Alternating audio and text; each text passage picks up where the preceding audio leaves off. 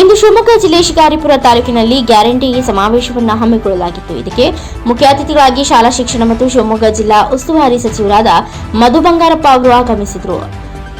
Guarantee ಸಮಾವೇಶ ಉದ್ದೇಶಿಸಿ ಮಾತನಾಡಿದ ಅವರು, ಗ್ಯಾರಂಟಿ ಸಮಾವೇಶ ಉದ್ದೇಶವೇನೆಂದರೆ ಈ ಗ್ಯಾರಂಟಿ ಯೋಜನೆಗಳು ಎಷ್ಟರ ಮಟ್ಟಿಗೆ ಜನರಿಗೆ ತಲುಪಿವೆ ಹಾಗೂ ಯಾರಿಗೆ ಈ 5 ಯೋಜನೆಗಳು ತಲುಪಿಲ್ಲವೋ ಅಂತವರನ್ನ ಸ್ಥಳದಲ್ಲಿಯೇ ಸಮಸ್ಯೆ ಬಗೆಹರಿಸಿ ಕಾರ್ಯಕ್ರಮವನ್ನು ಯಶಸ್ವಿಗೊಳಿಸಲಾಯಿತು. ಈ ಕಾರ್ಯಕ್ರಮವನ್ನು ಜ್ಯೋತಿ ಬೆಳಗಿಸುವುದರ ಮುಖಾಂತರ ಉದ್ಘಾಟಿಸಿದ ನಂತರ ಕಾರ್ಯಕ್ರಮವನ್ನು ಉದ್ದೇಶಿಸಿ ವೇದಿಕೆ ಮೇಲೆ ಶಿಕಾರಿಪುರ ಜನತಾ ಅವರಿಗೆ ಏನೆಲ್ಲ ಕೊಟ್ಟಿದೆ ಎಂಬುದರ ಬಗ್ಗೆ ಮಧು ಬಂಗಾರಪ್ಪ ಅವರು ಮಾತನಾಡಿದರು.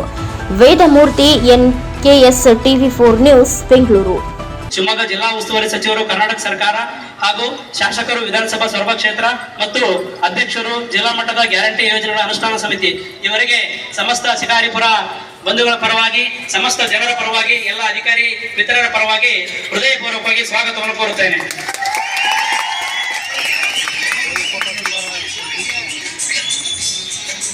ಅದೇ ರೀತಿ ಈ ಕಾರ್ಯಕ್ರಮದಲ್ಲಿ ಉಪಸ್ಥಿತಿರುವಂತಹ ಶಿವಮೊಗ್ಗ ಜಿಲ್ಲೆಯ ಮುಖ್ಯ ಕಾರ್ಯನಿರ್ವಹಣಾ ಅಧಿಕಾರಿಗಳಾಗಿರುವಂತಹ ಶ್ರೀ ಸ್ನೇಹಲ್ ಸುಧಾಕರ್ ಲೋಖಂಡೆ ಸರ್, ಮುಖ್ಯ ಕಾರ್ಯನಿರ್ವಹಣಾ ಅಧಿಕಾರಿಗಳು ಶಿವಮೊಗ್ಗ ಜಿಲ್ಲಾ ಪಂಚಾಯತ್ ಇವರಿಗೆ ನಮ್ಮ ನಿಮ್ಮೆಲ್ಲರ ಪರವಾಗಿ ಹೃದಯಪೂರ್ವಕವಾಗಿ ಸ್ವಾಗತವನ್ನು ಕೋರುತ್ತೇನೆ.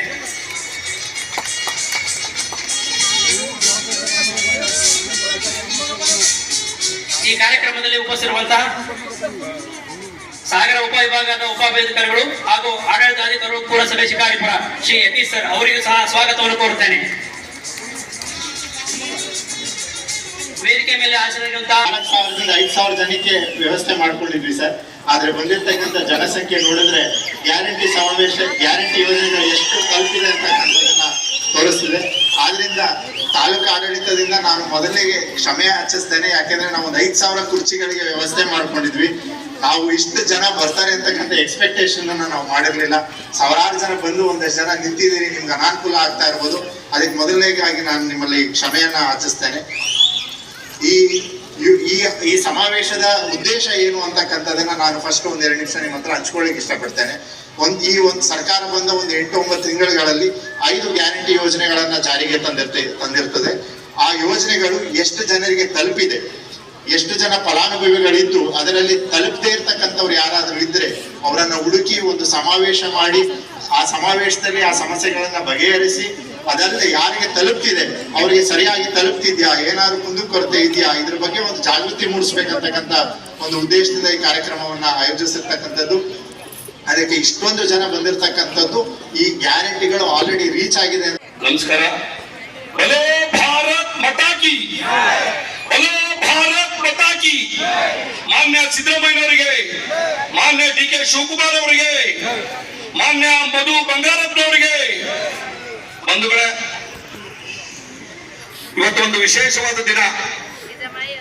ಅದರಲ್ಲೂ ಶಿಕಾರಿಪುರದಲ್ಲಿ